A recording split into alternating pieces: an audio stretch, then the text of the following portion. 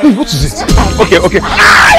She ran mad after sleeping with another man. And I promised my wife never to cheat on her. Go back home to your miserable wife. Anama was like a police that was made to arrest any married woman that was touched by any man. Let us enact another law that will hold the men just the way this law is holding the women. If my wife cheats on me, I will never allow her pass through this. Then your wife will live her entire life mad. You want to have a taste of my sweet husband?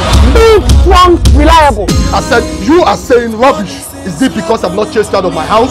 Your Odogu is not working with you. Why can't you love my wife? Get home, Maggie. Is it by force to love her? It's what she just displayed now. It means you are in for another trouble. Just saying the things that I know my wife will never say. Heaven will not forgive you for what you made me and my family pass through. She was made to dance round the market square naked. I did like this. Daddy, is it true that our mother is mad? What? How could you do this to me? Out of her! Yeah, I want it. Out of her now!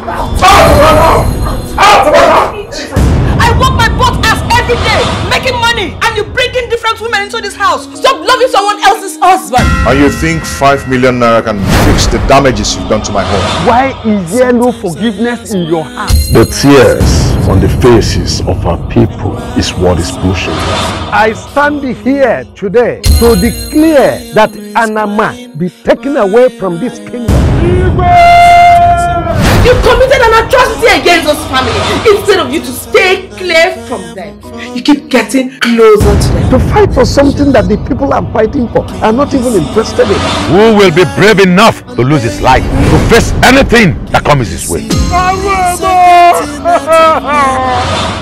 Our men dying mysteriously after eating from the man that slept with our wives. So should we ignore?